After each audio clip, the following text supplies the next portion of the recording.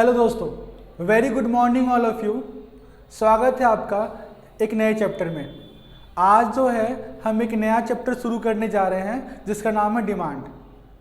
और आज हमारी पूरी कोशिश रहेगी कि हम इस चैप्टर को ख़त्म करेंगे। शुरू कर रहे हैं। डिमांड चैप्टर को समझने से पहले हमें दो वर्ड्स क्लियर होने चाहिए। एक तो होता है डिज़ायर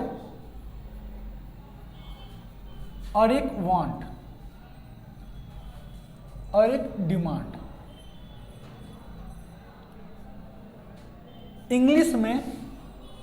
इंग्लिश सब्जेक्ट में डिजायर, वांट और डिमांड इंटरचेंजेबली यूज कर सकते हैं हम, लेकिन इकोनॉमिक्स में इनमें बहुत डिफरेंस है। डिजायर का मतलब क्या होता है?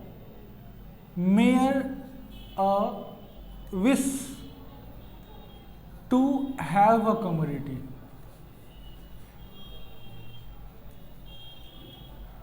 Mere a wish to have a commodity. Want क्या होता है? Want is that desire which is backed by ability to satisfy it।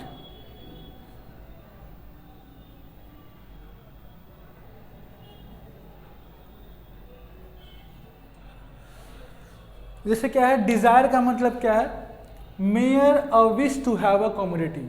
जैसे मान लो मेरे को कार खरीदनी है, मुझे कार खरीदनी है और मेरे पॉकेट में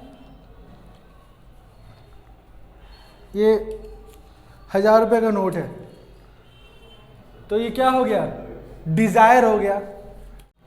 मतलब सिर्फ इच्छा है, सिर्फ इच्छा है तो क्या है वो? डिजायर है। सिर्फ इच्छा है तो क्या है वो? डिजायर। मुझे कार खरीदनी है और मेरे पॉकेट में कार खरीदने के पैसे नहीं है, तो ये क्या है बेटा? डिजायर है। लेकिन जिस दिन मेरे पास उसे खरीदने की क्षमता आ जाए, जिस दिन मेरे पास उसे खरीदने की क्षमता आ जाए, एबिलिटी आ जाए, वो डिजायर किस में बदल जाएगा? वांट में। और डिमांड के बारे में मैं डिस्कशन करूंगा थोड़ी देर बाद। मतलब डिजायर का मतलब क्या हो गया? डिजायर का मतलब क्या हो गया? सिर्फ और सिर्फ इच्छा। वांट का मतलब क्या हो गया? विश, इच्छा प्लस एबिलिटी टू सेटिस्फाइड। समझे? तो डिजायर का मतलब क्या है? Mere a wish to have a commodity. किसी वस्तु को पाने की सिर्फ इच्छा रहना क्या होता है? डिजायर। लेकिन वांट का मतलब क्या हो गया? Desire plus ability to satisfied. मतलब अब आपके पास सिर्फ उसे पाने की इच्छा नहीं है, आप उसे खरीद भी सकते हो, खरीदने की औकात भी है आपके पास। अब वो डिमांड का मतलब हो गया desire plus want. Desire plus want मतलब किसी भी चीज को डिमांड के लिए सबसे पहले क्या चाहिए? हमें विश चाहिए। फिर क्या चाहिए बेटा? Ability to satisfied. इसके अलावा आप दो और चीज देखते हो। इसके अलावा आप दो और चीज देखते हो। वो क्या क्या है? Demand is always reference with price. Demand is always reference with price. और demand is always reference with period of time.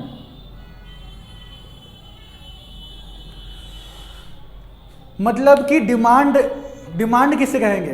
तो डिमांड के लिए सबसे पहले क्या चाहिए? डिजायर। फिर क्या चाहिए? वांट।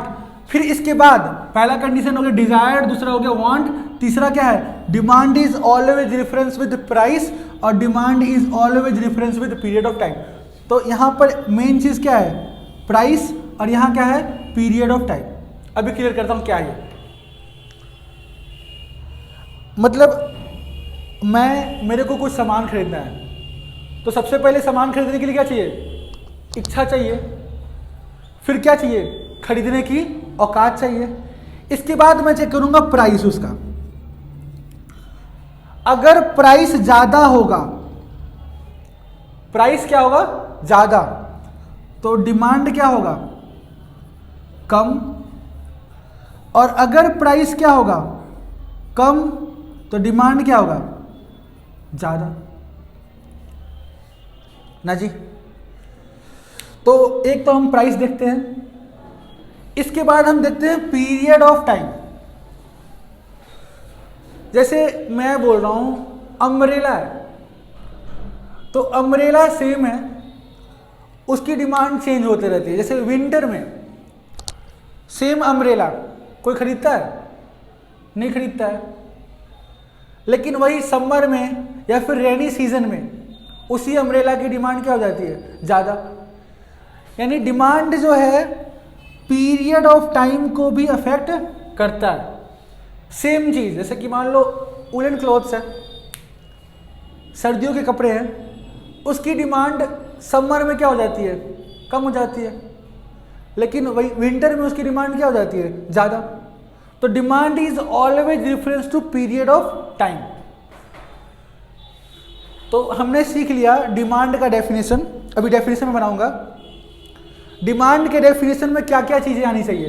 पहला क्या आएगा बेटा डिजायर, उसके बाद क्या आएगा वांट, उसके बाद क्या आएगा विद रेफरेंस टू प्राइस, और फिर क्या आएगा with reference to period of time. तो डेफिनेशन बनाए हम डिमांड का, चलो आओ बनाते हैं। डिमांड, इसको बेस लेके करेंगे हम। Demand refers to various quantities of a commodity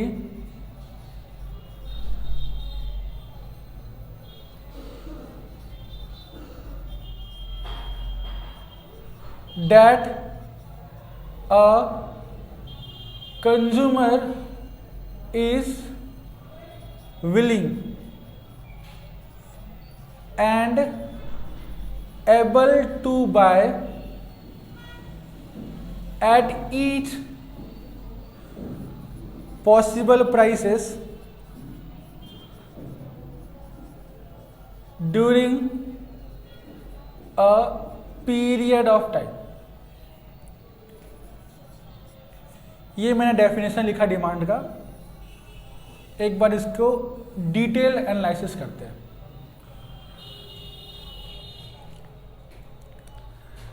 सबसे पहले मैंने क्या लिखा demand refers to various quantities of a commodity. Sir commodity का मतलब क्या होता है वस्तु, ऑब्जेक्ट। तो डिमांड क्या है demand refers to various quantities of a commodity that a consumer is willing. Willing क्या है बेटा बताओ, विलिंग क्या हो गया desire, and able to buy, ये क्या हो गया want, at each possible price.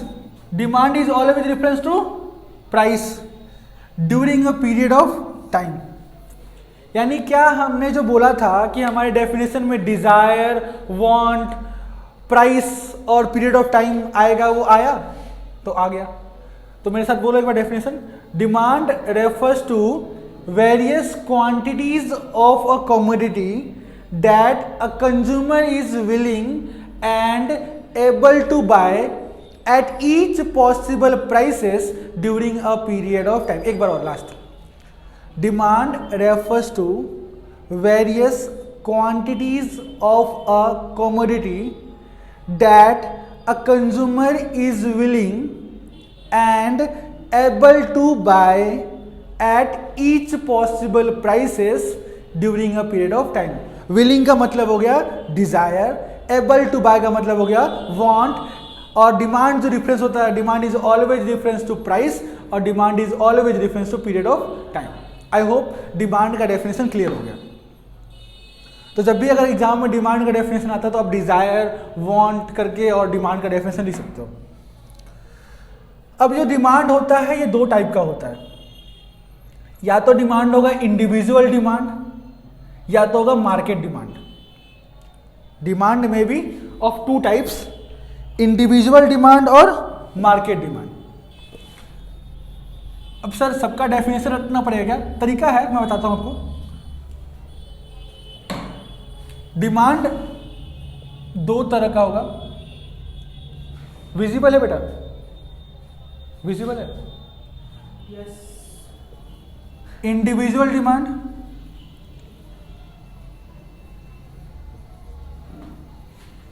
और market demand.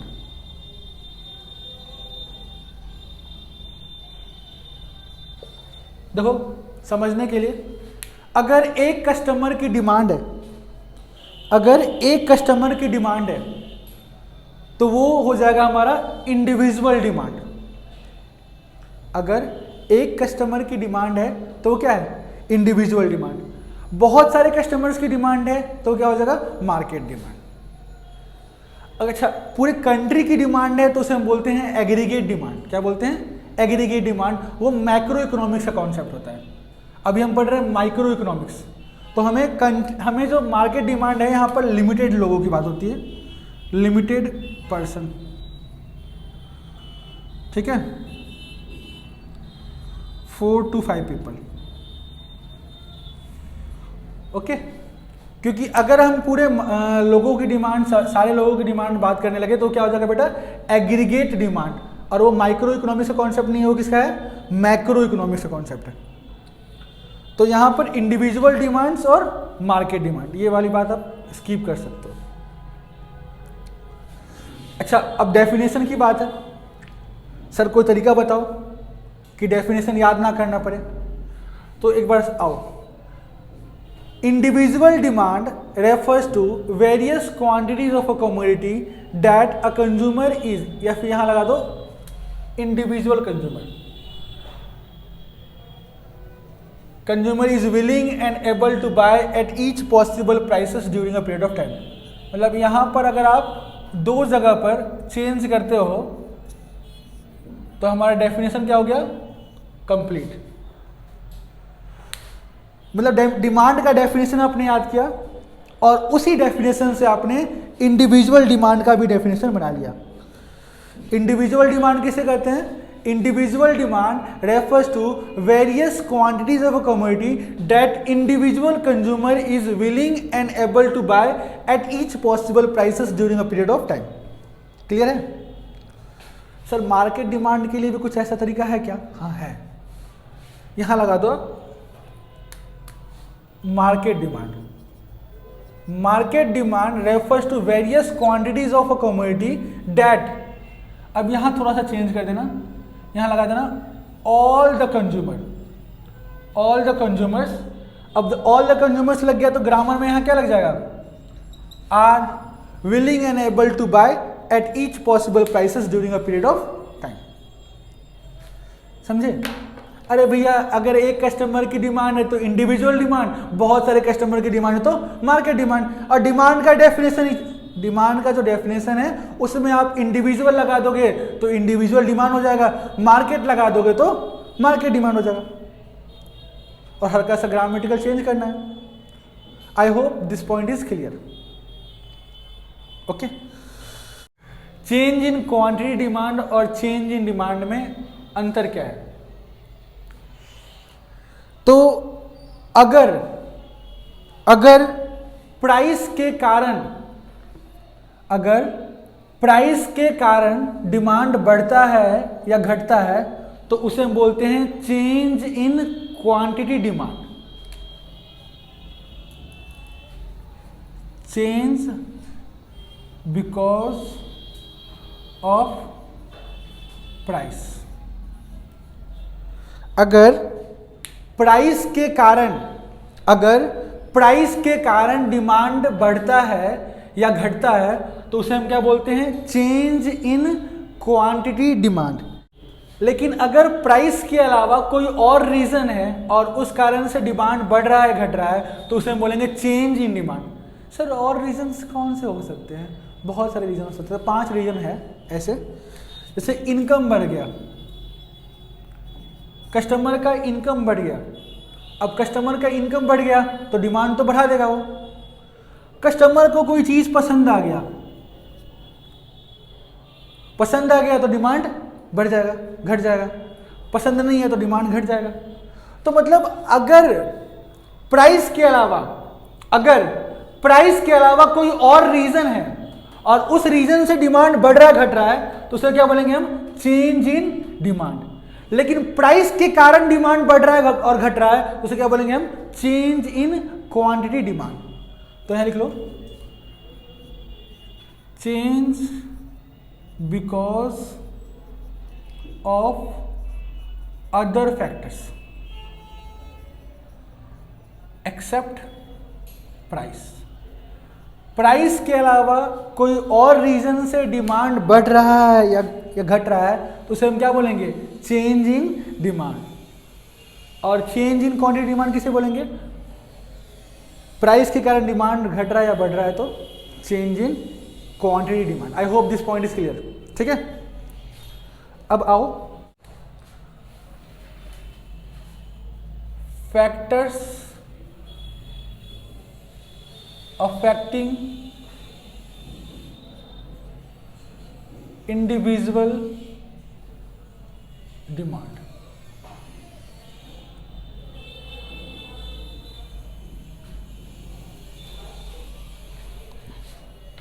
Factors affecting individual demand. तो टोटल इंडिविजुअल डिमांड के 5 फैक्टर्स हैं और 3 फैक्टर्स हैं मार्केट डिमांड के। सभी मैंने पढ़ाया था ना, इंडिविजुअल डिमांड्स किसे कहते हैं, किसी एक कस्टमर की डिमांड की जो बात होती है उसे क्या बोलते हैं हम, इंडिविजुअल डिमांड। मार्केट डिमांड, एक कस्टमर से ज़्यादा की डिमांड की बात होती है उसे क्या बोलते हैं हम, मार्केट डिमांड। तो किसी भी इंडिविजुअल की डिमांड 5 कारणों से अफेक्ट होता है। पहला है price of the given commodity.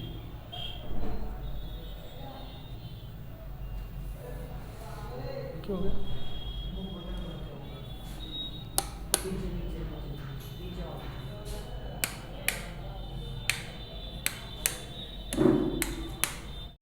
तो पहला रीजन है price of the given commodity.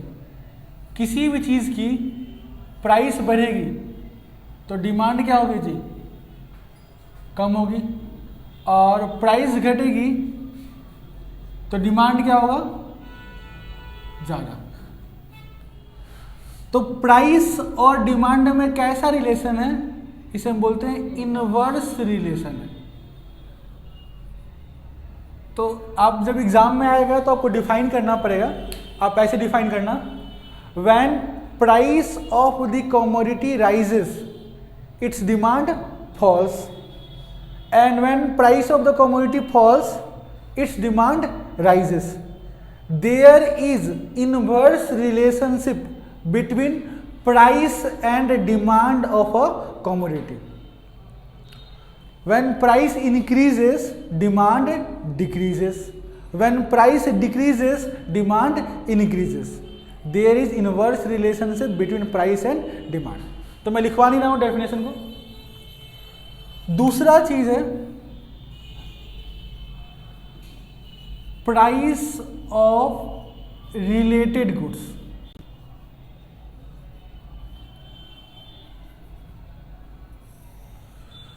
अब रिलेटेड गुड्स 2 तरह का हो सकता है, या तो ये होगा सब्स्टिट्यूट गुड्स या फिर होगा कॉम्प्लीमेंट्री गुड्स।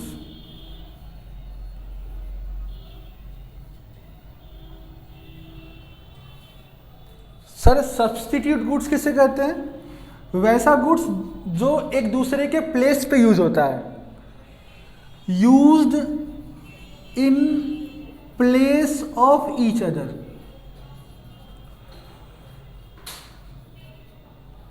जैसे टी और कॉफी, टी और कॉफी क्या हो गया हमारा? Substitute goods. Shirt and T shirt, jeans and pant, formal pants, ये क्या हो गया हमारे? Substitute goods. Substitute goods are those goods which are used in place of each other. Complementary goods क्या होते हैं? Used together.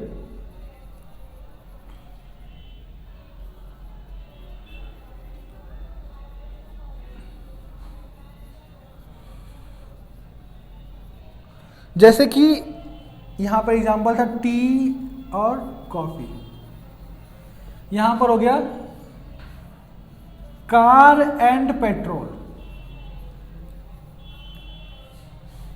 Car and petrol, marker and ink. समझे? तो complementary goods are those goods which are used together, pen and refill. Complementary goods वैसा goods है जो साथ में यूज होता है, और सब्स्टिट्यूट गुड्स वैसा गुड्स है जो एक दूसरे के प्लेस पे यूज होता है। अब इनके बारे में पढ़ते हैं। तो पहला रीजन था कि किसी भी कमोडिटी की प्राइस उसके किसी भी इंडिविजुअल की डिमांड उसके प्राइस पे अफेक्ट करती है। किसी भी इंडिविजुअल की डिमांड, पहला रीजन क्या है? प्राइस के ऊपर अफेक्ट होती है। दूसरा रीजन क्या है? प्राइस ऑफ रिलेटेड गुड्स के ऊपर भी अफेक्ट होती है। उसमें रिलेटेड गुड्स में आ रहा है एक तो सब्स्टिट्यूट गुड्स, दूसरा आ रहा है कॉम्प्लीमेंट्री गुड्स। अब मैं एग्जांपल समझाता हूं, बताना मुझे। अब प्राइस ऑफ टी आ रहा है, डिमांड ऑफ कॉफी। मैंने टी का प्राइस लिया है और कॉफी का डिमांड लिया। अगर टी का प्राइस बढ़ जाता है, चाय का प्राइस क्या हो गया? बढ़ गया। अब कस्टमर्स जो होंगे वो क्या बोलेंगे? यार चाय जो है अब महंगा हो गया है, सेम पैसे पे हम कॉफी पी सकते हैं। तो कस्टमर क्या करेंगे? कॉफी की डिमांड बढ़ा देंगे। अरे बोलेंगे भाई चाय कौन पिएगा, अब तो कॉफी पिएंगे। लेकिन जैसे ही चाय की प्राइस कम होगी, कस्टमर फिर बोलेगा यार कॉफी में मजा नहीं आ रहा है, अपना चाय ही बेस्ट था। तो कॉफी की डिमांड क्या हो जाएगी? कम। तो इनके बीच कैसे रिलेशन है? Direct relation. बेटा ध्यान देना, मैं फिर से बता रहा हूं। मैंने प्राइस लिया है टी का, डिमांड लिया है किसका? कॉफी का। मैंने डिमांड नहीं लिया है टी का। अगर टी का ही प्राइस लेता, टी का ही डिमांड होता, तो यहां वो आता ना। मैंने क्या लिया है? टी की प्राइस लिया है, कॉफी की डिमांड। आप कैसा भी प्रोडक्ट ले सकते हो, लेकिन वो प्रोडक्ट कैसा होना चाहिए? एक दूसरे के प्लेस पे यूज होना चाहिए। जैसे मैं मान लो जीन्स ले लेता हूं और कार्गो ले लेता हूं। जैसे मैंने अभी जो पैंट पहन रखा है वो कार्गो है, तो जीन्स और कार्गो। तो जैसे ही जीन्स की प्राइस बढ़ती है, हम क्या बोलते हैं? यार कार्गो लेंगे, क्योंकि हम उसे ट्राउजर के जैसे यूज भी कर सकते हैं। तो कार्गो की डिमांड क्या हो जाएगी? ज़्यादा। लेकिन टी की जैसे ही जीन्स की प्राइस कम होती है, हम बोलेंगे यार जीन्स का जो मज़ा है ना, वो कार्गो में कहाँ मज़ा है। ठीक है, तो फिर हमारी कार्गो की डिमांड क्या हो जाएगी? कम। तो यहां पर आप कैसा भी प्रोडक्ट ले सकते हो, बस एक शर्त होनी चाहिए, वो प्रोडक्ट कैसा होना चाहिए? एक दूसरे के प्लेस पे यूज होना चाहिए। अगला क्या है? Complementary goods. ये क्या है? ऐसा प्रोडक्ट है जो एक दूसरे के साथ में यूज होता है। जैसे bread and butter, pen and ink, car and petrol. Best example है कार एंड पेट्रोल। अब देखो बेटा, पेट्रोल का प्राइस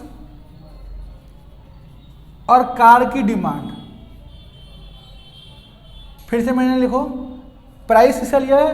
पेट्रोल का, और डिमांड किसका लिया है? कार का।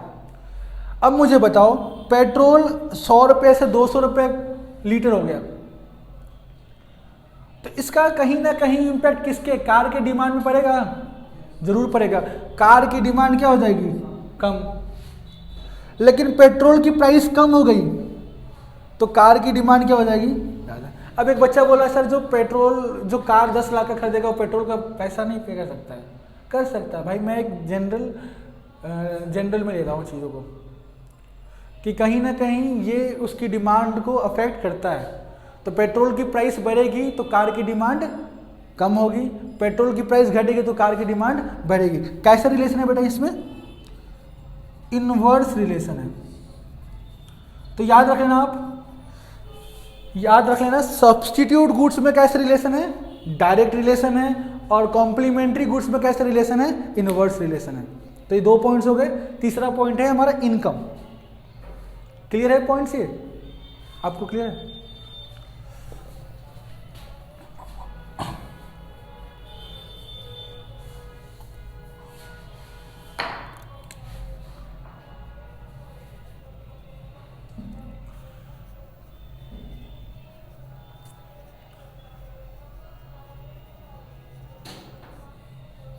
Income of consumer. देखो बताओ, अगर कस्टमर की इनकम बढ़ेगी,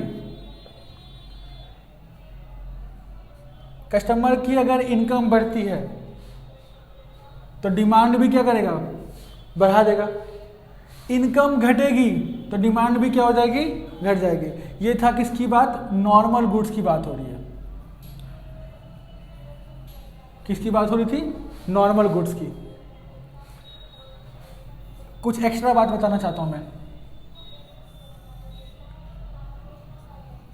आपने सुना है इनफेरियर गुड्स किसे कहते हैं, क्या होता है बताओ, घटिया वस्तु है। क्या होता है, घटिया वस्तु है। अब यहां पर जो डिमांड है उसका रूल अलग है। लेट सपोज कोई कस्टमर है, कोई कंज्यूमर है, उसकी इनकम घट गई है। उसकी इनकम क्या हो गई है बेटा, घट गई है। बेचारा गरीब हो चुका है। अब वो गरीब हो चुका है तो नॉर्मल गुड्स को अफोर्ड नहीं कर सकता है। अरे भैया कस्टमर क्या हो गया है, गरीब हो गया है ना, उसकी इनकम बहुत कम हो गई है। तो अब वो उसकी स्थिति ऐसी नहीं है कि वो नॉर्मल गुड्स को अफोर्ड कर सकता है, तो वो क्या खरीदेगा, इनफीरियर गुड्स को खरीदेगा। तो अगर उसकी इनकम घट गई है तो इनफीरियर गुड्स की डिमांड क्या कर देगा, वो बढ़ा देगा, क्योंकि उसके पास इतने पैसे नहीं है कि वो नॉर्मल गुड्स खरीद पाए। लेकिन जैसे ही उसकी इनकम बढ़ेगी वो क्या बोलेगा, अरे भैया हम ही स्टोर में घूमेंगे, घटिया वस्तु खाएंगे, हम ही है मतलब समझ लो, जैसे ही उसकी इनकम बढ़ेगी वो बोलेगा कि ना ना अब ये नहीं खाना मुझे, तो वो इन्फीरियर गुड्स की डिमांड क्या कर देगा, घटा देगा। ये मैं किसकी बात कर रहा था बेटा, फिर से बात करता हूं मैं इसके ऊपर, पॉइंट थोड़ा सा पेचीदा है। नॉर्मल गुड्स के लिए अगर आपकी इनकम बढ़ती है तो डिमांड क्या हो जाएगी, बढ़ जाएगी। इनकम घटेगी, डिमांड क्या हो जाएगी, कम हो जाएगी। ये नॉर्मल गुड्स के लिए था। लेकिन इनफीरियर गुड्स में क्या होता है, हमारा उल्टा होता है। जैसे ही कस्टमर की इनकम घटती है, वो बेचारा गरीब हो चुका है, वो नॉर्मल गुड्स खरीद नहीं सकता है, तो वो क्या खाएगा तो ना वो, तो वो इनफीरियर गुड्स की डिमांड क्या कर देगा, बढ़ा देगा। लेकिन जैसे ही उसकी इनकम कम हो गई, इनकम फिर से बढ़ गई, वो बोले अरे यार मैं घटिया वस्तु नहीं खाने वाला हूँ, अब मेरा स्टैंडर्ड बदल गया है, अब मैं पहले जैसे नहीं रहा, अब अमीर हो चुका हूँ, तो वो क्या करेगा, इनफीरियर गुड्स की डिमांड को घटा देगा। क्लियर है? चलो नेक्स्ट पॉइंट बहुत इजी है। देखो अगर आपको पॉइंट्स क्लियर है तो आप डिफाइन कर सकते हो।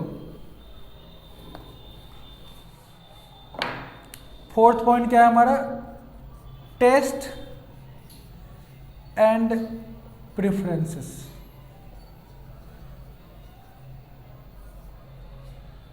टेस्ट एंड प्रेफरेंसेस, तो कोई चीज अगर आपको पसंद है तो डिमांड क्या होगी, ज्यादा। अगर आपको पसंद नहीं है तो डिमांड क्या होगी, कम। तो अगर ये फेवरेबल है, टेस्ट एंड प्रेफरेंसेस अगर क्या है, फेवरेबल है, तो डिमांड क्या होगी, ज़्यादा। अगर ये अनफेवरेबल है, आपको पसंद नहीं है, तो डिमांड क्या हो जाएगी बेटा, कम, है ना सर। अगला जो पॉइंट है, expectation of changes in price in near future.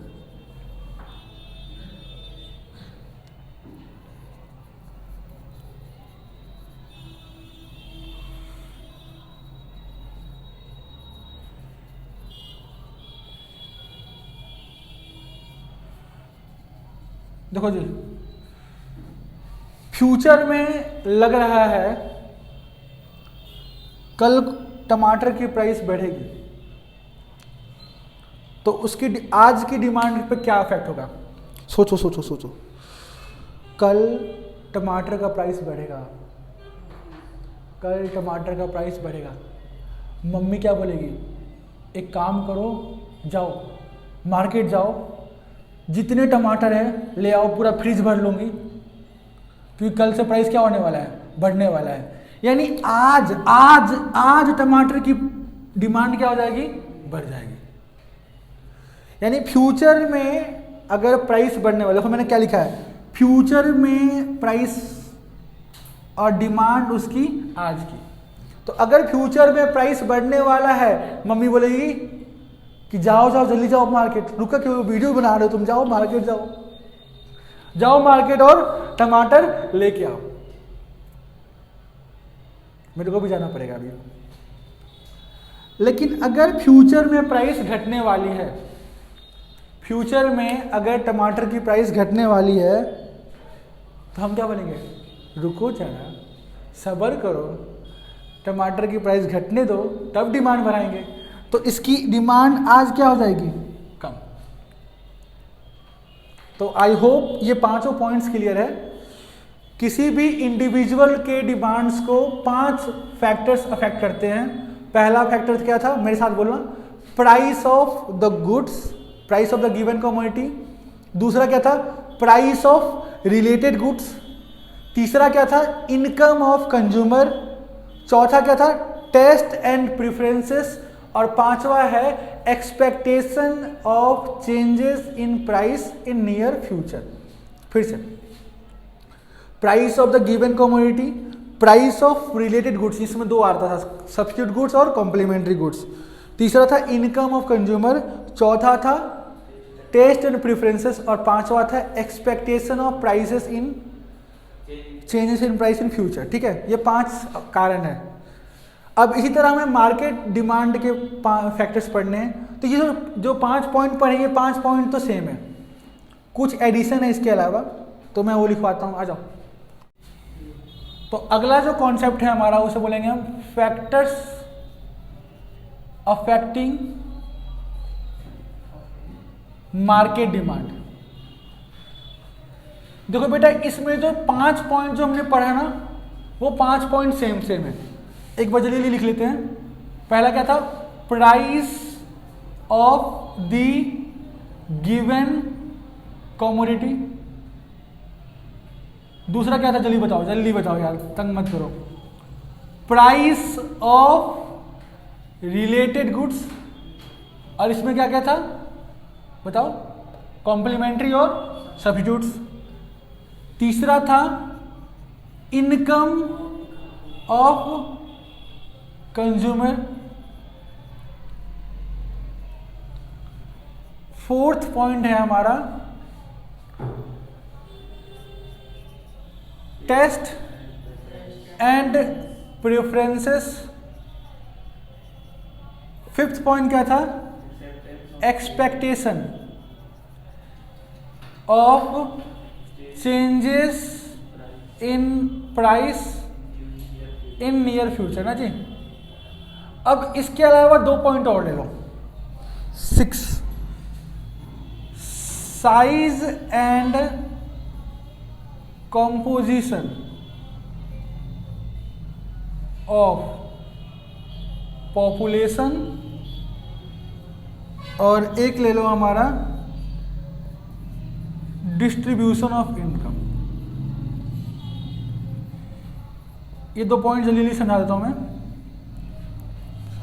देखो, अगर मैं ये बोलता हूं पॉपुलेशन ज़्यादा है तो डिमांड ज़्यादा होगा, पॉपुलेशन कम है तो डिमांड कम होगा, ये गलत बात है। सिर्फ पॉपुलेशन नहीं देखनी है आपको, पॉपुलेशन की कंपोजिशन भी देखनी है। सिर्फ पॉपुलेशन का साइज नहीं देखना है, पॉपुलेशन की कंपोजिशन भी देखनी है। एग्जांपल ले रहा हूं मैंने एक फैक्ट्री लगाया, एक ऐसे एरिया में लगाया जहां पर ज्यादातर औरतें विधवा है और मैं वहां पर लाल साड़ी बेच रहा हूं। अब ये विधवा औरतें कैसी साड़ी पहनती है? वाइट साड़ी। मैं क्या बेच रहा हूं वहां पर? लाल साड़ी। बिकेगा नहीं, क्योंकि मैंने पॉपुलेशन तो देखा, वहां औरतें थी ज्यादा, लेकिन मैंने पॉपुलेशन का कंपोजिशन नहीं देखा। छोड़ो, और एग्जांपल चेंज करता हूं। मैंने एक ऐसे एरिया में अपना एक शॉप खोला जहां पर ज्यादातर पर्सन्स घुटने के दर्द से ग्रसित थे, मतलब बूढ़े लोग थे और उन्हें घुटने का दर्द था, और मैं वहाँ फुटबॉल बेच रहा हूँ।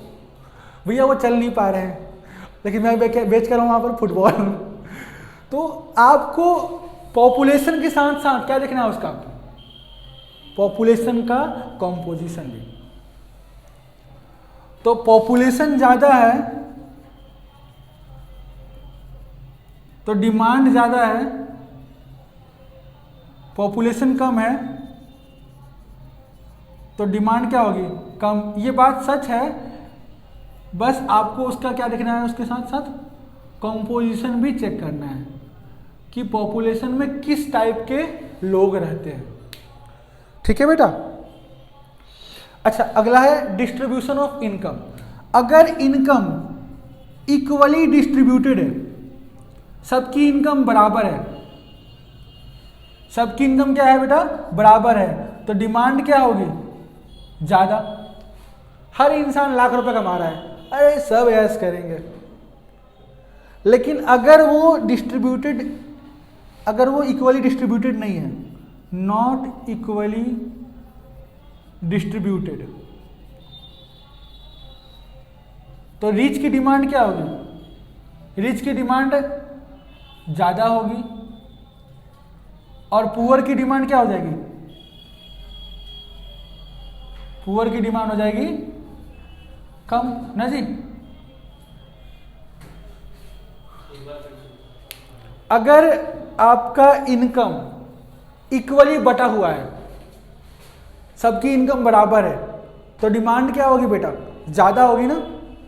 लेकिन अगर इनकम इक्वली बटा नहीं हुआ है तो बेचारा अमीर आदमी तो डिमांड ज्यादा करेगा, लेकिन गरीब आदमी डिमांड कम करेगा। तो यही कॉन्सेप्ट है। अगला जो कॉन्सेप्ट है वो हमारा लॉ ऑफ डिमांड, बहुत ज्यादा इंपॉर्टेंट है। लॉ ऑफ डिमांड क्या होता है? लॉ ऑफ डिमांड, सेटेरिस परेवियस, ये अगर वर्ड आपको ध्यान रहेगा तो बहुत मजा आ जाएगा। सेटेरिस परेवियस एक लैटिन वर्ड है जिसका मतलब होता है other thing remaining constant. Other thing remaining constant. Sir किस चीज को ये कांस्टेंट रहने के लिए बोल रहा है? अदर थिंग्स मतलब क्या हो गया? जो हमने 5 पॉइंट पढ़े थे ना इंडिविजुअल में, और 7 पॉइंट पढ़े थे किसमें? मार्केट डिमांड में। वो पॉइंट्स कांस्टेंट रहना चाहिए। अदर थिंग रिमेनिंग कांस्टेंट, अगर किसी भी प्रोडक्ट का प्राइस बढ़ेगा तो डिमांड क्या होगा? कम। प्राइस कम होगा तो डिमांड क्या होगा? ज्यादा। ये बोलता है law of demand. Other thing remaining constant का मतलब क्या हो गया बताऊंगा अभी, चलो लिख ही देता हूं। Other thing remaining constant means there is no change in price of related goods, जो सब्स्टिट्यूट गुड्स कॉम्प्लीमेंट्री गुड्स के प्राइस में कोई भी चेंज नहीं होना चाहिए। Income of consumer remain same, income consumer के इनकम में कोई भी चेंज नहीं होना चाहिए। There is no change in taste and preferences of consumer. सारे पॉइंट सेम आएंगे बेटा, मैं टाइम पास नहीं करा रहा हूँ मैं आपको, वो पॉइंट्स आप लिख लेना और बता देना कि उसमें कोई भी चेंज नहीं आना चाहिए। इसे हम बोलते हैं एजम्पशंस भी बोलते हैं, assumptions of law of demand. क्योंकि देखो बेटा, अगर मान लो मैं बोलता हूं इनकम चेंज हो रहा है, अगर मान लो इनकम चेंज हो रहा है तो प्राइस बढ़ेगा भी, तब कस्टमर क्या बोलेगा, यार बहुत पैसा है। मान लो किसी कस्टमर का इनकम चेंज हो गया, इनकम बढ़ गया, तो प्राइस बढ़ने के बाद भी क्या करेगा, वो सामान को खरीद लेगा। या कस्टमर को पसंद आ गया वो चीज, तो प्राइस बढ़ने के बाद भी उसे खरीद लेगा ना। तो लॉ ऑफ डिमांड क्या बोलता है कि ये चीजों में चेंज नहीं होगा, इन सारे चीजों में चेंज नहीं है। तब अगर प्राइस बढ़ती है तो डिमांड क्या होगा, कम, प्राइस घटेगी तो डिमांड क्या होगा, ज्यादा। एक एग्जांपल लेते हैं प्राइस आइसक्रीम का।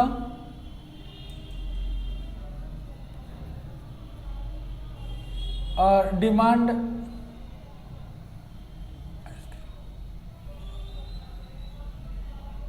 यहां पर रुपीज आएगा, यहां आएगा यूनिट्स, ठीक है, पीस जो भी होगा। अब सुनो, अगर आइसक्रीम की प्राइस 1 रुपया है,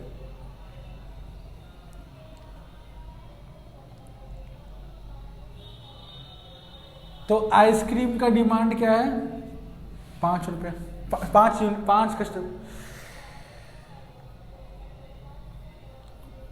पहले उतार लो।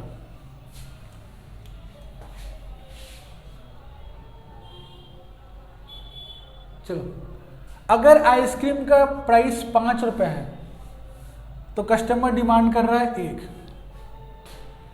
अगर आइसक्रीम का प्राइस 4 रुपया हो गया तो कस्टमर डिमांड कर रहा है 2। आइसक्रीम का प्राइस 3 रुपया हो, कस्टमर डिमांड कर रहा है 3। 2 रुपया हो गया, कस्टमर डिमांड कर रहा है 4। 1 रुपया हो गया, कस्टमर डिमांड कर रहा है 5। तो आप देखोगे जैसे जैसे आइसक्रीम की प्राइस कम होती जा रही है, आइसक्रीम की डिमांड बढ़ते जा रही है। तो इसको पुट करते हैं डायग्राम में, इसे बोलते हैं ओ एक्स वाई। यहाँ दिखाया मैंने प्राइस रुपीज में, और यहाँ दिखाया मैंने क्वांटिटी यूनिट्स में। प्राइस है हमारा 5 तक, 1 2 3 4 5, क्वांटिटी भी 5 तक है, तो 1 2 3 4 5।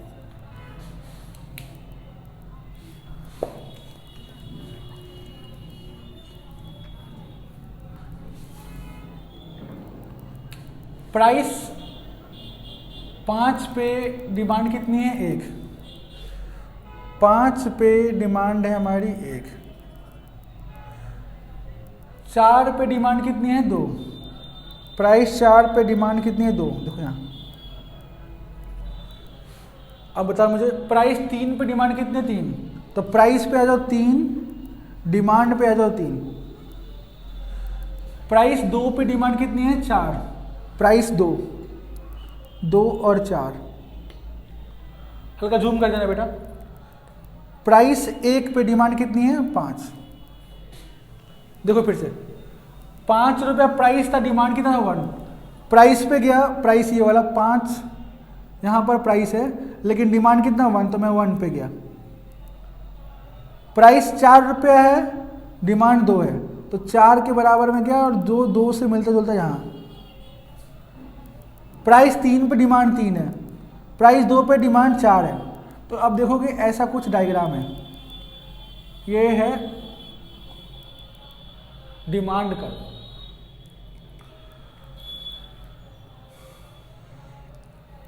इसका जो स्लोप है इसे हम बोलते हैं लेफ्ट टू राइट डाउनवर्ड।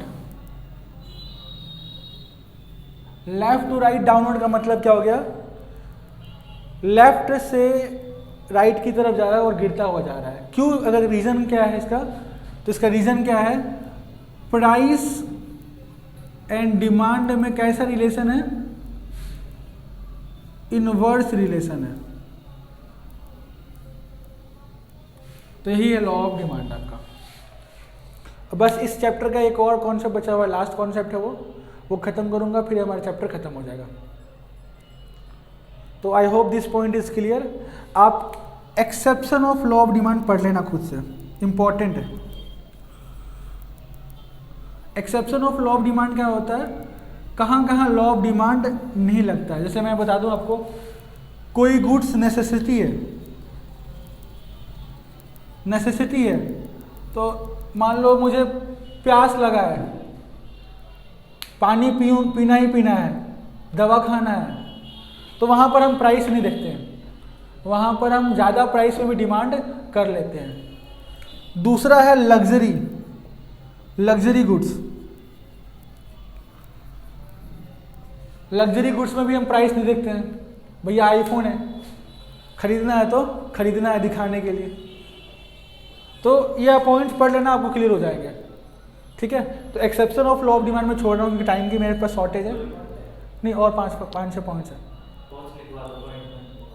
चलो, नेसेसिटी ऑफ लाइफ हो गया, लग्जरी गुड्स हो गया, स्टेटस सिंबल गुड्स हो गया,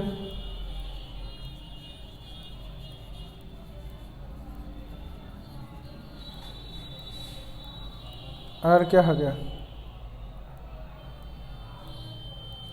इग्नोरेंस हो गया, पता ही नहीं मुझे।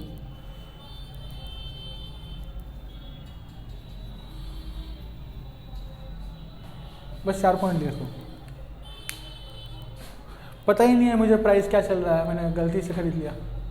ठीक है, अब लास्ट कॉन्सेप्ट बच रहा है। ठीक है, मिटा रहा हूं मैं।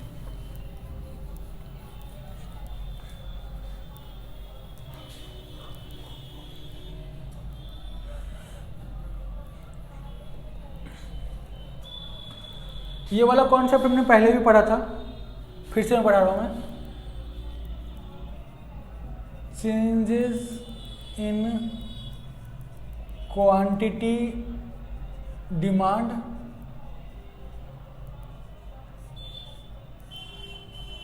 और चेंज इन डिमांड। बताओ जी क्या डिफरेंस है? ओ भैया, सर आप बता दीजिए।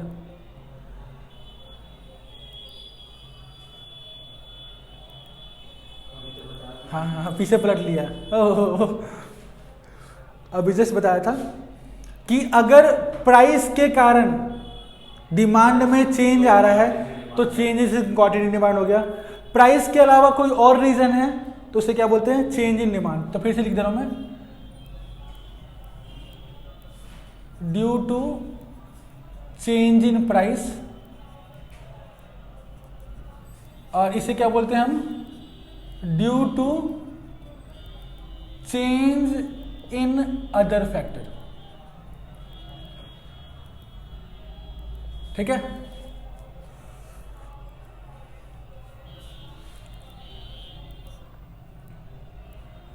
अब इसके कारण या तो डिमांड बढ़ेगा या तो घटेगा। इसके कारण भी या तो डिमांड बढ़ेगा या तो घटेगा। तो जो डिमांड बढ़ेगा इसका नाम हो जाएगा expansion of demand,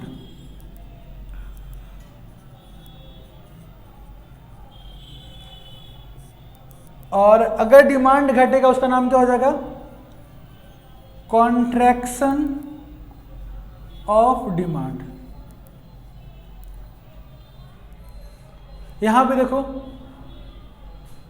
other factor के कारण भी डिमांड बढ़ेगा तो उसे बोलते हैं इंक्रीज इन डिमांड, और अगर घटेगा तो डिक्रीज इन डिमांड। मेरी बात सुनो, अगर प्राइस के कारण डिमांड बढ़ता है तो उसे हम क्या बोलते हैं, एक्सपेंशन ऑफ डिमांड। लेकिन कोई और कारण से डिमांड बढ़ता है उसे क्या बोलते हैं हम, इंक्रीज इन डिमांड। अगर प्राइस के कारण डिमांड घटता है उसे बोलते हैं कॉन्ट्रैक्शन ऑफ डिमांड। लेकिन किसी और कारण से डिमांड कम हो रहा है, जैसे इनकम कम हो गई, पसंद नहीं है चीज, या फिर फ्यूचर में प्राइस घटने वाला है, तो उसे हम क्या बोलेंगे, डिक्रीज इन डिमांड। तो यहां लिख दो, ये एक्सपेंशन ऑफ डिमांड क्यों होगा, due to decrease in price ना जी, एक ही रीजन है इसका। तो क्योंकि क्वांटिटी डिमांड में जो चेंज आ रहा है वो किसके कारण आता है, प्राइस के कारण आता है। यहां क्या होगा, due to increase in price. इसके तो बहुत सारे रीजन है, इनकम इंक्रीजेस, टेस्ट फेवरेबल है, फ्यूचर में प्राइस बढ़ने वाला है तो आज डिमांड बढ़ जाएगी। इसका जस्ट अपोजिट लिख लेना यहाँ पर, वाइस वर्सा। देखो मुझे ये चीज़ सिखाना नहीं है, आपको आता है, ठीक है। अब ये डायग्राम देखो आप ध्यान से देखना, ये O है, ये X है, ये Y है।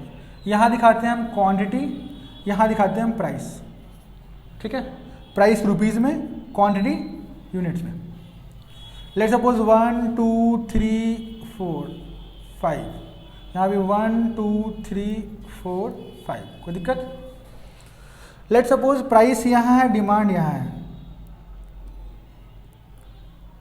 ठीक है, P Q, कोई दिक्कत। अब एक्सपेंशन ऑफ डिमांड है, यानी प्राइस बढ़ेगा, डिमांड क्या होगा, कम होगा। तो प्राइस बढ़ाना है, सॉरी एक्सपेंशन ऑफ डिमांड है ना जी, एक्सपेंशन ऑफ डिमांड मतलब डिमांड बढ़ेगा, प्राइस कम होगा तभी तो डिमांड बढ़ेगा। जब प्राइस कम होगा तभी तो डिमांड बढ़ेगा, यानी प्राइस कम करना है। प्राइस 3 रुपये है अभी, प्राइस कम करना है, यानी प्राइस मैं यहाँ कर दे रहा हूँ 3 से 2, P1 रख देता हूँ इसका नाम, इसका नाम मैंने क्या रख दिया, P1। तो प्राइस कम किया, डिमांड क्या कर दिया, ज़्यादा, Q1। तो ये डायग्राम ऐसे है, पहले ये हमारा E पॉइंट था, अब मेरा पॉइंट हो गया E1, ये समझे। अभी क्लियर हो जाएगा, प्राइस हमारा कम हो गया, डिमांड क्या हो गया, बढ़ गया। यहाँ देखो कॉन्ट्रैक्शन में और क्लियर हो जाएगा। कॉन्ट्रैक्शन में मतलब प्राइस अगर बढ़ेगा तो डिमांड क्या होगा, कम। तो यहाँ देखो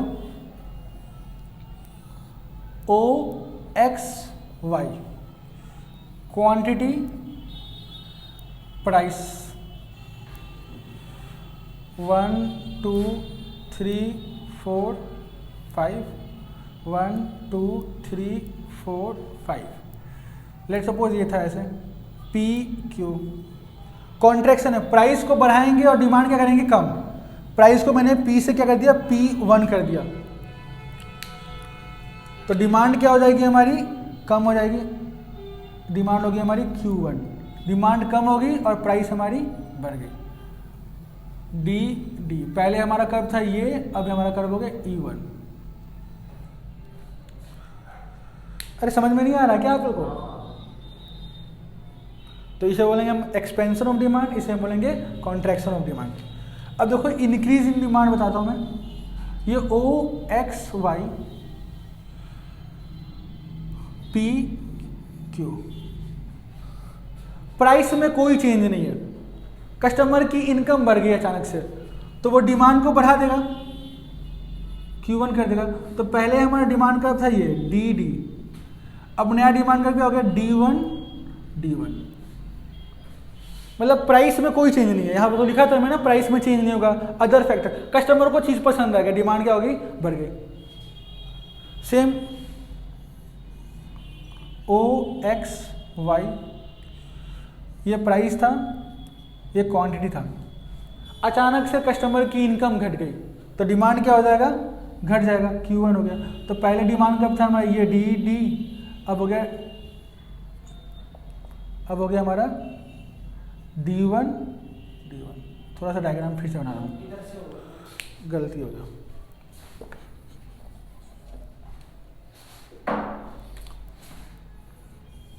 OXY, ये था प्राइस, ये था क्वांटिटी।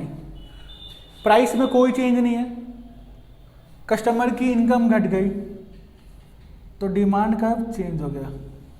पहले था डी, अब हो गया D1। इसको सटा लेना बेटा, ठीक है, मेरा थोड़ा सा वो,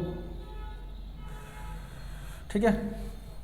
तो देखोगे कि आप इसमें एक ही डिमांड करवे, मतलब चेंज इन क्वांटिटी डिमांड में एक ही डिमांड करवे, लेकिन चेंज इन डिमांड कर में अलग अलग डिमांड करवे। तो इसलिए इसका नाम क्या है, इसका नाम है मूवमेंट अलोंग डिमांड कर्व। मतलब डिमांड जो है मूव कर रहा है एक ही डिमांड पे, इसलिए इसका नाम क्या है, मूवमेंट अलोंग डिमांड कर्व। लेकिन यहाँ पर देखो एक डिमांड कर्व, दो डिमांड कर्व, तो यहाँ डिमांड कर्व क्या हो रहा है, शिफ्ट हो रहा है, तो इसे बोलते हैं हम क्या, शिफ्ट इन डिमांड कर्व। बस खत्म हो गया क्लास। मैं ना एक काम करता हूँ, बस लास्ट बस 2 मिनट और मुझे दे दो। मैं मूवमेंट एक्सपेंशन और कॉन्ट्रैक्शन को एक डायग्राम बना के दिखाता हूँ और इंक्रीज और डिक्रीज को एक डायग्राम बनाता हूँ, ताकि और क्लियर होगा। और मेरे से आप पहले मुझे पॉज करो और मुझसे पहले करके देखो।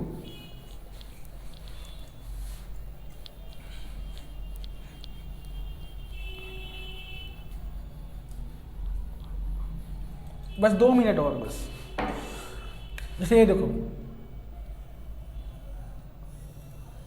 ये OXY, ये था प्राइस और ये थी हमारी क्वांटिटी, ठीक है, ध्यान से। यहाँ है प्राइस और यहाँ है क्वांटिटी। प्राइस अगर P से P1 हो गया, अगर प्राइस बढ़ेगा तो डिमांड क्या हो जाएगा, घट जाएगा, डिमांड हो गया Q से Q1। अगर हमने प्राइस को बढ़ाया तो डिमांड क्या हो गया, कम हो गया। इसी तरह अगर प्राइस P से P2 हो गया तो डिमांड क्या हो जाएगी, बढ़ जाएगी ना, डिमांड हो गया Q से Q2। तो इसे हम क्या बोलेंगे,